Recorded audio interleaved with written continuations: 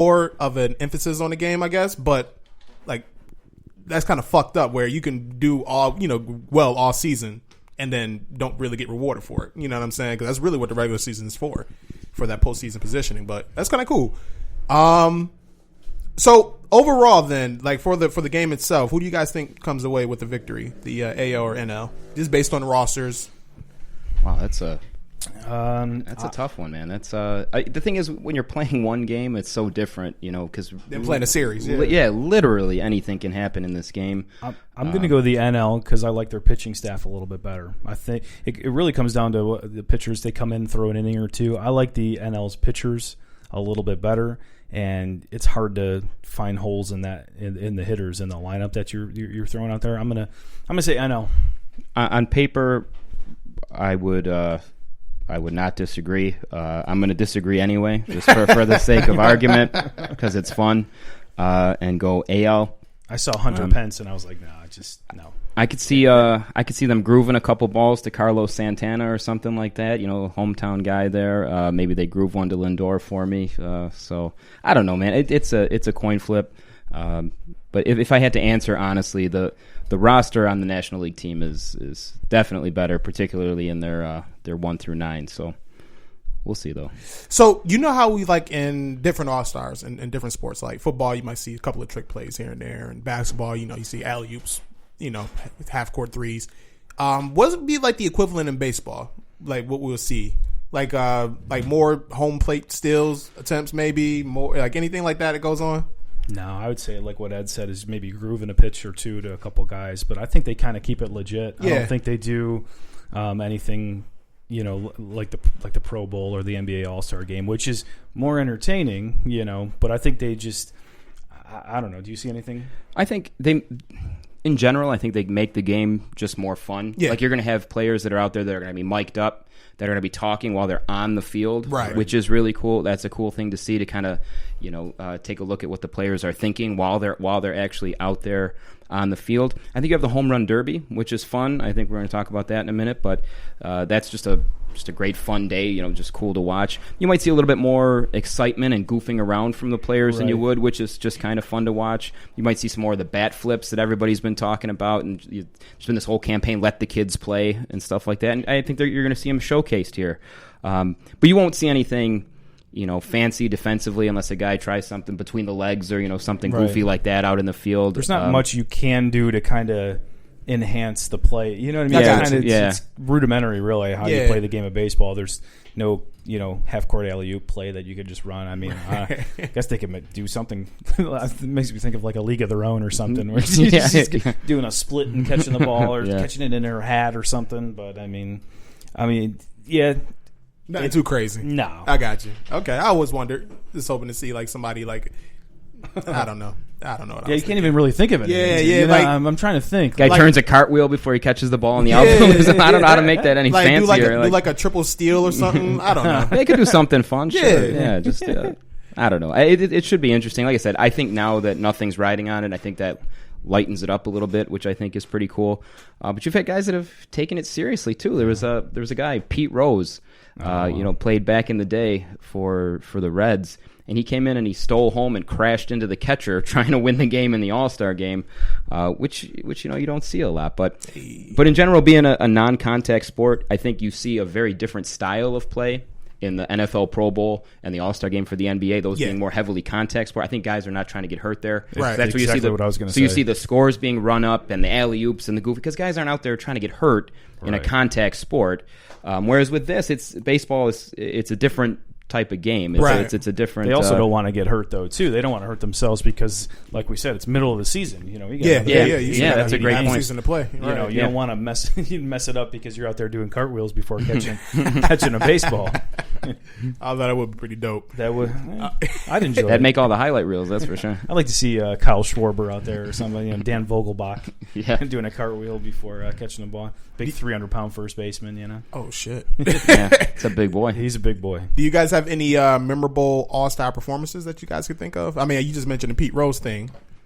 I've got two. See, it's tough because there was so much baseball that happened before our lives. But me watching personally, I'll never forget when Pedro Martinez went out there. Do you remember when he went out and just It was back in he was playing for Boston at the time, and he was just dominating. And he came out in the first inning, and it doesn't seem so memorable, but I just remember him. I mean, he struck out the side. I want to say it was on 9 pitches. It might not have been.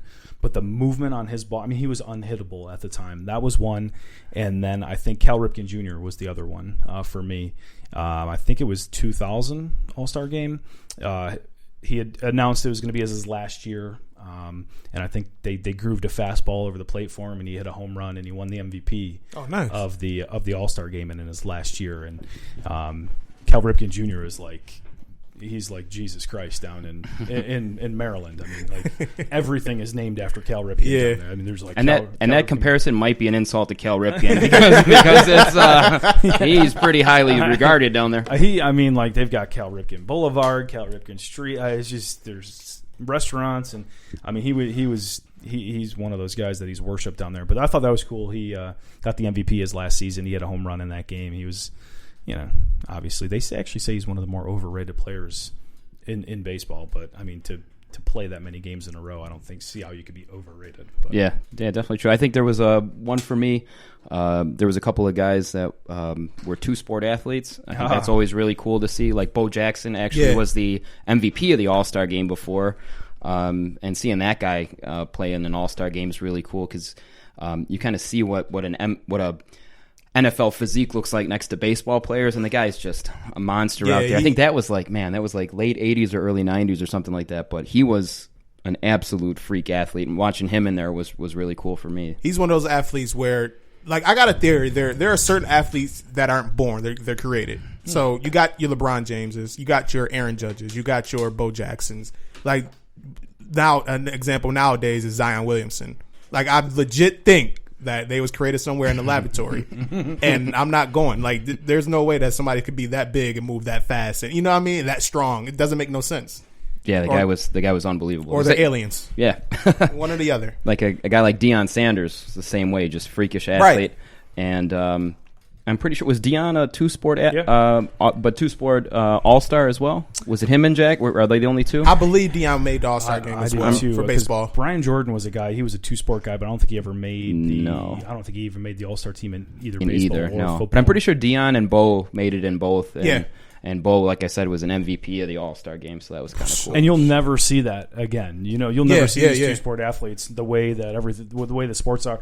A football team will never let somebody go and play baseball, right? And then still be on their football team. And I think Deion might have kind of ruined that. There was a thing where I think it was a playoff baseball game, and it was one or the other. It was like either the football game was during the day and the playoff baseball game was that night. And I think he played in the football game during the day and then went to the night game and was ready to play in an MLB game. It was unbelievable. Like you just won't see that, ever again. It's crazy. Yeah, I think Deion was they say he's like the first player to, I want to say, either get a hit or get a home run in baseball, and then like that same week to score a touchdown in NFL or some shit like that. There was some type of stat line like that. I'm like, God damn, it sounds very right. possible. Prime time, that sounds like some prime time shit. And for a defender, that's even he was a cornerback, so right, exactly, probably the case. Yeah. So the Derby, we got the home run derby tomorrow, and I'm excited. Like I love their home run derby. Like out of all like all-star events, football, basketball, baseball, hockey, whatever it is, like the home run derby might be number one for me. That and the dunk contest from basketball. But I want to get y'all takes on this one here. And first of all, do y'all like how they do their derby now, where they got like the brackets, where they got the seedings, and then they kind of like do 1 through 8, and then like have them go like face off against one another? I think that makes it more interesting for me. It's always cool to see that little bit of a competition. There'll be some times where in the past, now this is a thing that they've tried to spice up over the years. I feel like 1,000 times. In the past, it was just you go out there, you hit as many as you can, and then your total holds up throughout the. So if you go out and you crack 26 of them in round 1, basically that you're moving on to round 2. Cool thing with this is it's a little bit back and forth. The guy that goes second knows exactly how many he needs to hit. I think that's kind of cool. You know what I mean? That little bit of competition. It's like this guy versus that guy every round. It adds a little bit of flavor to it. They're doing some stuff this year that they've done in the past where it's on a timer and they get a timeout in between. They've done things in the past where you get so many swings, which I didn't really love. But I think they're doing it right now, and that's just my opinion. I think it's kind of cool. There's always going to be some sort of complaint that people are going to have. I think the only real complaint that you have here maybe is that say Pete Alonso goes out and hits 16 home runs and Carlos Santana goes out and hits 17 and no one else cracks 10, and he's hit the second most home runs and he's eliminated automatically. But, that kind of goes with it. You're competing against one person, not the whole group. You got to beat that person to move on. Yeah. I actually think this setup is better than the past setups before. Agreed. Just you have to beat what's in front of you right then and there. And I like how they do the seeding based on number of home runs, hit throughout the year so far at the time of seeding. So I think it's good. The names on this list, I think it's going to be fun.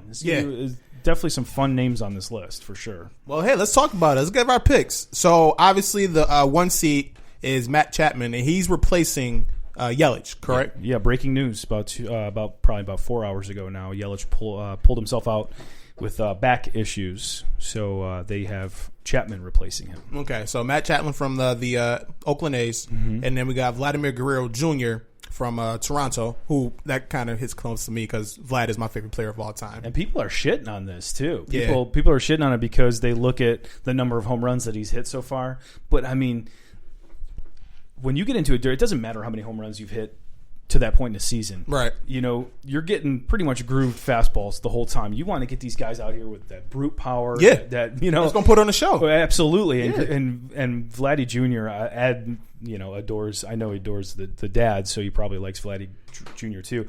I think it's great for the game. I don't know. People are shitting on Guerrero being in it, and I don't agree with that. I like it. Well, fuck those people. Yeah, right. Yeah. And I fuck them, and frankly, fuck all the people that say no to being in it too, right? I mean, you have a lot of guys that turn it down too. So if the thing was, if it was some kind of crazy honor to be in it and nobody's turning it down and everyone that gets nominated for it is in there and it's this big thing, then I'd say absolutely. Maybe Vladdy doesn't deserve to be there, not to mention the fact he's 14 years old, so he'll probably have another crack at being in there, right? Is where maybe they could get somebody else. But so many people turn it down. Like Joe said, why not get these guys that are just country strong, they can hit the ball a mile and put on a show? When you boil it down, we talked about the NBA a little bit. Like the dunk contest is exciting because you don't know what the hell these guys are going to come up with. They're going to dunk over a car. They're going to dunk over a team. You don't know what they're going to do. Right. And those are usually kind of lesser known names too in the dunk competition. Yeah, nowadays dunk contests you don't get the superstars no more. Like very rarely you get like a superstar player performing in a dunk contest, which is unfortunate. Carter would be like the last that I remember. Yeah, you had some really probably 3 years ago, 2016. I probably seen the best dunk contest I've ever seen between Aaron Gordon and then Zach LaVine. Yeah, I seen a man sit down in midair. Gordon was ridiculous. That shit was stupid, and he lost. Didn't he? Yeah, and lost. Like he did the greatest dunk I ever seen in my life and lost. I remember that. That shit was dumb, but whatever. But when you're talking about in terms of star power, though, you wouldn't consider Aaron Gordon to be a star. No. Your last superstar probably was like Dwight Howard, that performed in the dunk contest.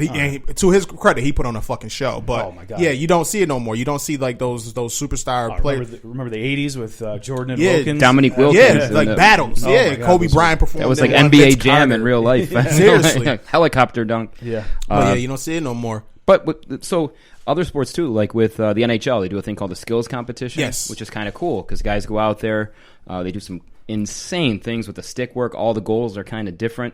Even the NFL has a skills competition. Quarterbacks go out there, they go out there and they throw and they do some different stuff and there's some different drills and things like that. The thing that's interesting about the home run derby is, in its essence, it's just guys getting up there.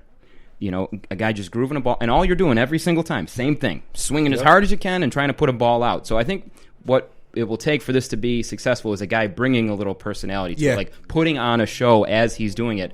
The announce team being able to kind of carry the conversation there. It really goes a long way to making this thing more enjoyable, because all you're going to see is a dude up there with a bat swinging, a few times, maybe hitting 10, 12 home runs times, you're going to see maybe 150 home runs. It's the same thing over and over. So, but it's fucking amazing to watch. It's cool to watch. It's cool to watch. As long as you don't have Berman screaming, back. Yeah, I like watching it in the Spanish broadcast. No. Like,